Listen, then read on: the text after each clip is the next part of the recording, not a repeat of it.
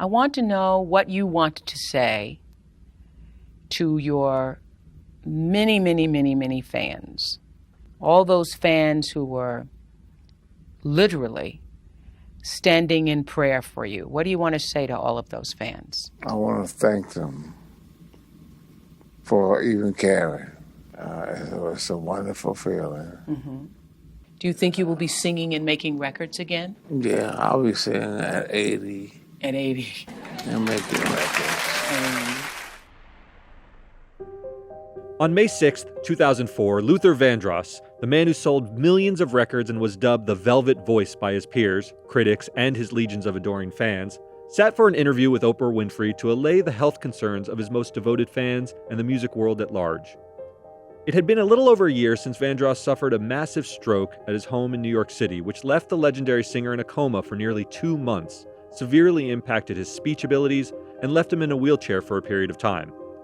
Despite the obvious toll the stroke had taken on him, Vandross still radiated the trademark warmth and charisma that had endeared him to millions over the course of his illustrious career. Just a few months earlier, Vandross delivered a pre-taped acceptance speech at the Grammy Awards when his poignant ballad, Dance with My Father, won Song of the Year. Struggling to speak but filled with emotion, he thanked his fans, his mother, and the industry that had embraced him.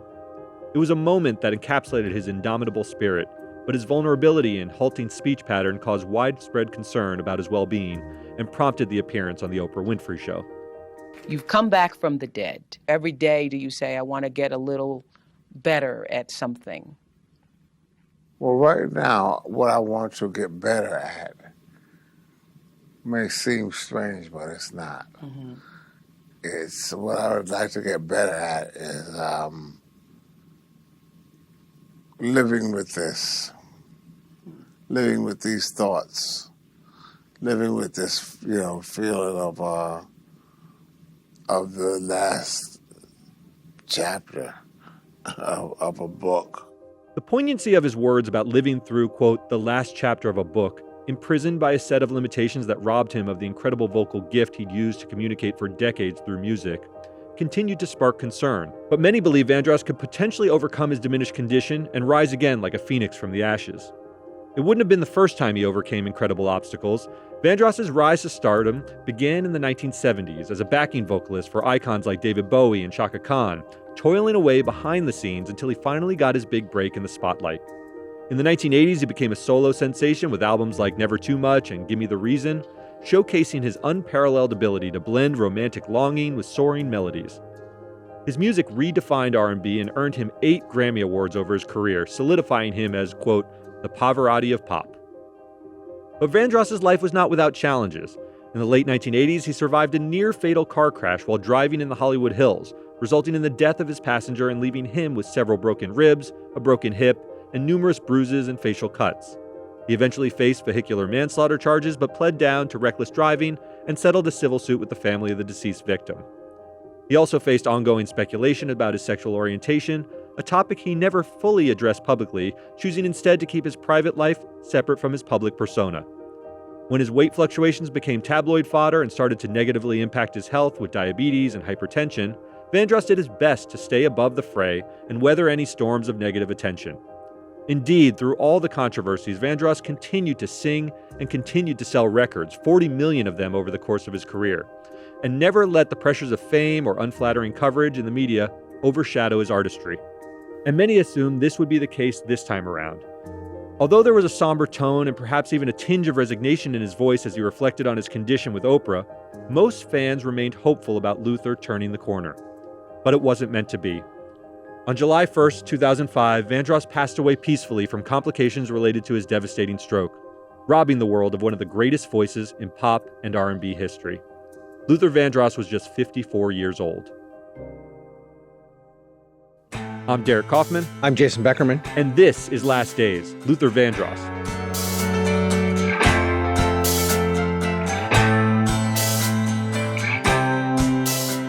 While he had made some progress in recovery in the months before his death, Vandross's health remained fragile ever since his stroke, and his death was not entirely unexpected. Nevertheless, it marked the end of a career that had spanned decades and was a significant loss to the music industry. He was not only a towering figure in R&B and pop, but also a source of inspiration and mentorship for countless artists, and his absence left a void that would be difficult to fill. The news of Vandross's death prompted an outpouring of grief and tributes from fellow musicians and celebrities. Fans and peers alike reflected on how Vandross's music had shaped their lives and careers, with tributes pouring in during live performances, interviews, and social media posts. Beyoncé, who had famously performed a duet of The Closer I Get to You with Vandross on his final studio album, expressed her deep sadness, calling him, quote, a true legend and one of the greatest voices of all time. Aretha Franklin, a close friend and collaborator, described him as a prince of a man and one of the sweetest and most gentle people. And even with a sore throat, Franklin honored a request to sing Amazing Grace at his funeral.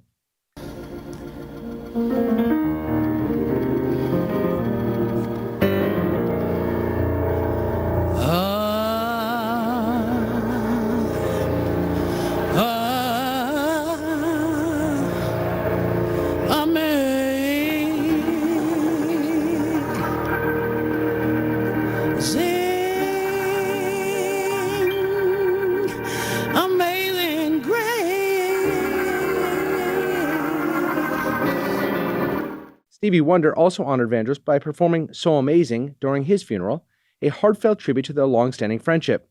The funeral was held on July 8, 2005 at Riverside Church in New York City, drawing hundreds of mourners, including industry legends and fans.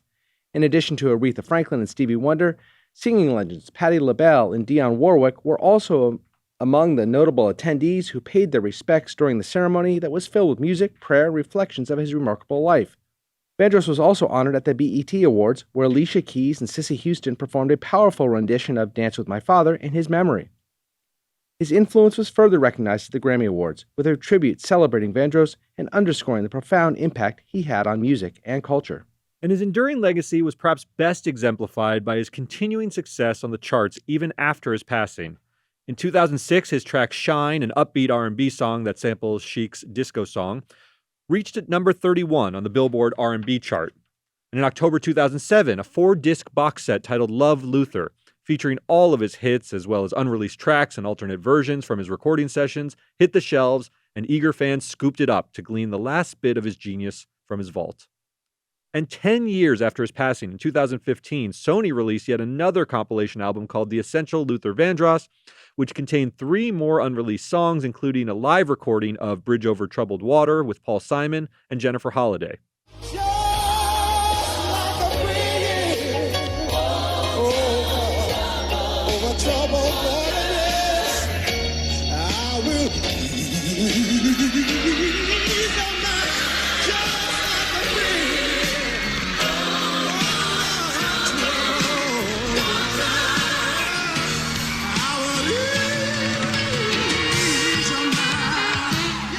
Jason, if you watch this clip, it's just an incredible performance. I recommend checking it out on YouTube. Vandross is the anchor leg of this just soaring tour de force, performance, starting with Paul Simon with those sort of understated vocals. Then you get Jennifer Holliday as a bit more theatrical in the middle.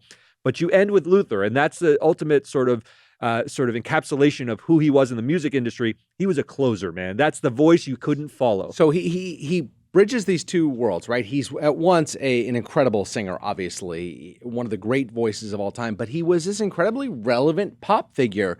You had somebody like Barry White. Everybody knows Barry White. His music is sort of essential in the American canon. But I don't think he was ever the great pop figure that Luther Vandross was. He never had the duets with the biggest stars, the Beyoncés of the world. And he sounds like a 70s R&B artist. Right. He's wonderful. Right. I love Barry White in the same way, but you're right. He doesn't cross over and transcend across many generations. Somehow Luther was able to do that. I think a big part of it, was his friendship with people like Oprah Winfrey, who kept him, back in the 80s and 90s, she was an enormous influencer and star maker, and she kept Luther very relevant. And he was able to the point you're making, singing alongside all of these great artists, and it's actually still continuing today, right? He's going to be on Kendrick's #1 hit. I guess it's already out, but the hit that's going to be #1 this week, it's called Luther. It's called Luther, and he's singing the hook, right? Luther Vandross is singing the hook. It's a sample of one of his songs, and it was featured at the Super Bowl. There's no greater testament to someone's enduring relevance than that current artists, Kendrick and SZA, the two most relevant artists arguably right now after the Super Bowl and the whole Drake fiasco. And they're sampling Luther, and the song's called Luther. I don't want to just gonna be fly #1. past this. It's not like they just went back and found somebody from the past who they wanted to include. they chose Luther for a very specific reason. He resonates with them. I mean, they're young people in themselves, but he also resonates with younger people. My kids know who Luther Vandross is, and I can't explain that. I don't know how many people. He's not, he's not Aretha Franklin, but she sang at his funeral. Exactly. Yeah, he's a very, very big artist, and you're right. He epitomizes timelessness, right? You hear that voice, it never goes out of style. It seems like it could be pulled from any era. That's why it works right now in 2025. Luther Vandross was a transformative figure in R&B whose silky voice, heartfelt ballads, and impeccable artistry redefined the genre and left an indelible mark on pop culture. Rising to prominence in the 80s and 90s, Vandross blended the smooth, sexy sophistication of Marvin Gaye with the vocal precision of Sam Cooke, crafting timeless hits like Never Too Much and Dance With My Father that resonate across generations. Unlike Gaye, who shifted gears to branch into broader political issues and social justice causes with his music, Vandross never veered too far from his core competency as an artist, singing beautiful love songs tinged with nostalgia and heartache. His ability to infuse vulnerability and passion into his music made him a pioneer in romantic storytelling, but his influence extended far beyond R&B and actually shaped pop, soul, and even gospel music. As one of the most decorated and beloved vocalists of his time, Vandross's legacy continues to inspire artists and remind audiences of the power of music to connect and heal. But the road to becoming an R&B icon was anything but a foregone conclusion. Music was always in his life from his childhood, when his sisters took him to the Apollo Theater and other venues in New York City to see Dionne Warwick and Aretha Franklin perform. Vandross toiled for years as a backing vocalist to bona fide superstars and established artists like Roberta Flack, Donny Hathaway, Evelyn Champagne King, Bette Midler, Chaka Khan, Diana Ross, Donna Summer, and Stevie Wonder. He even performed in ensembles, such as singing with a theater workshop group called Listen My Brother, which appeared in the pilot and several episodes of the first season of Sesame Street.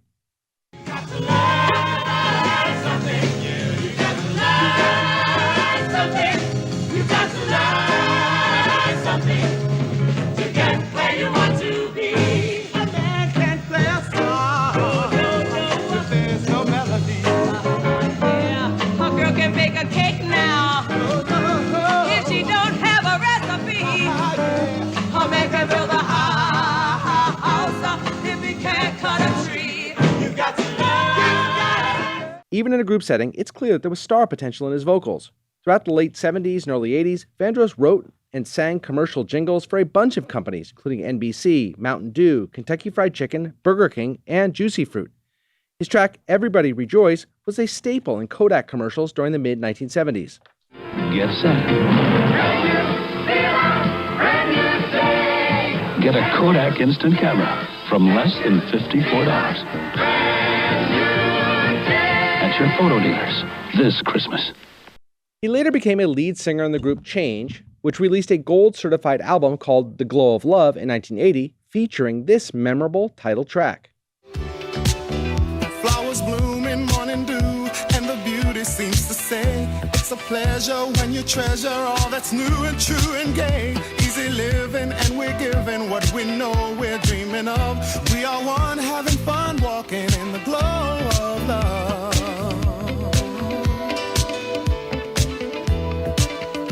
Vandross himself called it the most beautiful song I've ever sung in my life, and seemed to enjoy his time in the group, but he declined to perform on their second album after a contractual dispute with the band's creator.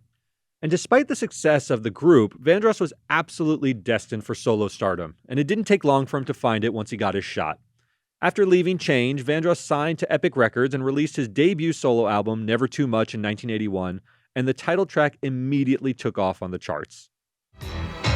I just don't wanna stop. Oh, my love.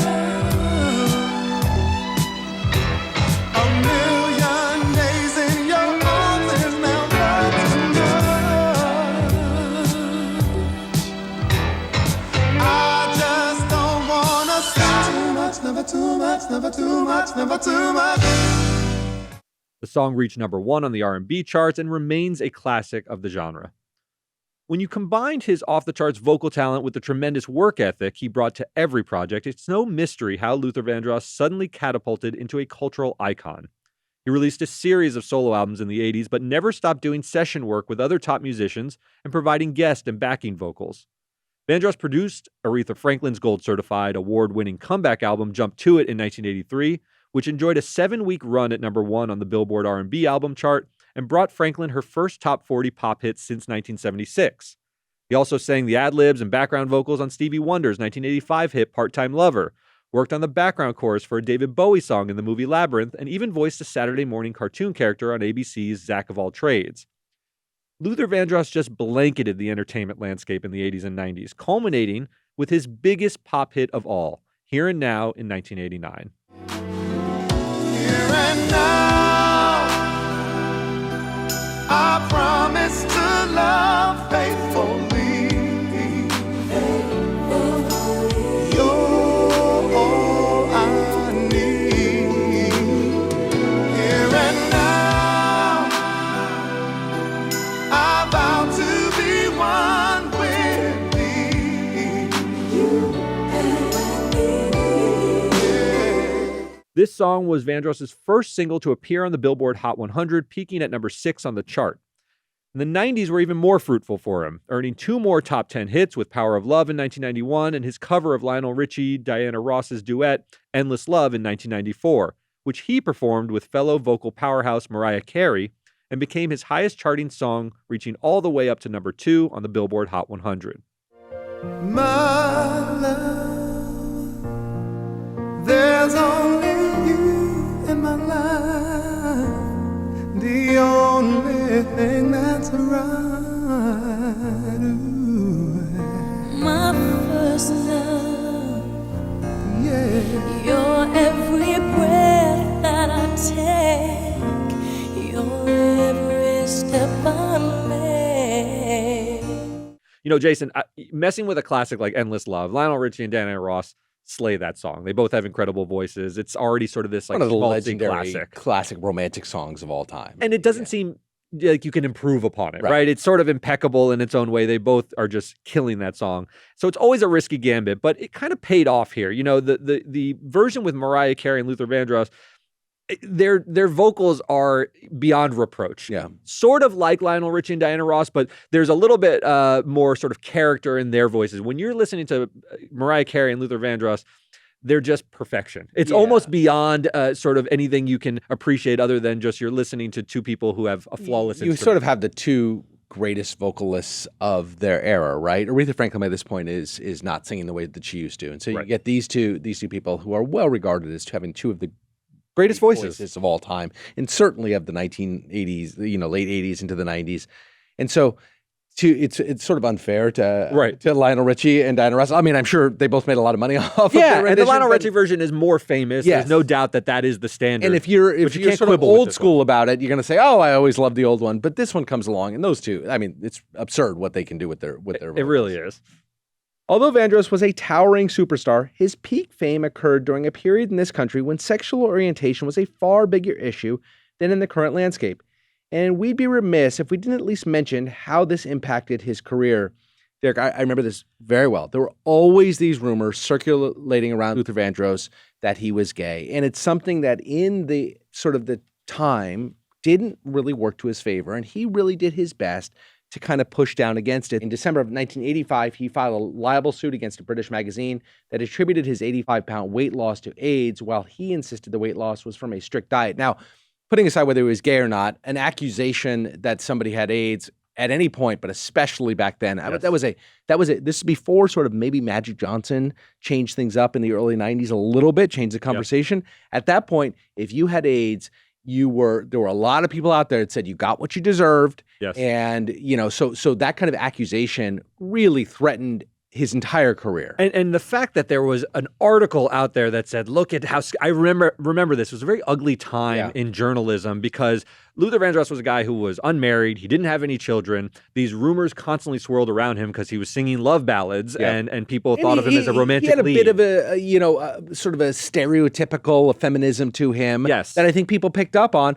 but he was just a balladeer and he sang in a specific way. And at the time, when you fit certain of those stereotypes, people just picked up on it. And then the 85-pound weight loss and then the magazine articles, it really did him as a service. That's right. I mean, his weight was always a topic of discussion because he would balloon sometimes, and he did. He he lost a lot of weight for a period of time, but the way the media covered it to try to wedge in the weight loss issues with his sexuality, I thought was gross even at the time. And I was a kid when this was going on. I was like, this feels icky. It's obviously the height of Reagan's America, and Christian conservative values made coming out a very scary proposition for artists and entertainers who were worried about incurring the wrath of someone like Reverend Jerry Falwell, who would purposely target gay or rumored to be gay musicians, actors, and sort of, they would blackball them at the best. Try to destroy their career. This was the moral majority time in America. Call for boycotts of the movies, to call for boycotts of the record labels or the studios behind their movies. It was really terrible what was happening. Yeah. In 2006, just a year after Luther Vandross's death, Bruce Valanche, a comedy writer and friend of Vandross, told Out magazine that Vandross told him, "No one knows I'm in the life," and said that Vandross had very few sexual contacts aside from a relationship with a man in Los Angeles during the late 80s and early 90s. In 2017, Patti LaBelle also claimed that Vandross was gay, but concerned that coming out would be detrimental to his career, saying Vandross had a lot of lady fans and just didn't want to upset the world. And just 2 years before his death, Vandross recorded what would become his final studio album, Dance with My Father. Already a living legend at this point, the album debuted atop the Billboard 200 chart, selling nearly 500,000 units in its first week of sales. It was also critically acclaimed, earning Vandross 2 American Music Awards and 4 Grammy Awards, including Song of the Year and Best Male R&B Vocal Performance. Now in his early 50s, it was crystal clear Vandross wasn't done and may have even been entering a new phase as a master of his craft. And nowhere was this more true than on the eponymous track, which Billboard magazine critic Gail Mitchell wrote was, quote, "Signature Luther, hot buttered vocals dripping over lush ballads with occasional mid-tempo spikes, proving again that he's a gifted vocalist who transcends time." And it's true. Luther Vandross may be gone, but his voice is timeless. And so I thought it only fitting to give Luther himself the final word. If I could get another chance, another walk, another dance with him, I'd play a song that would never, ever end. How I'd love, love, love to dance with my father again.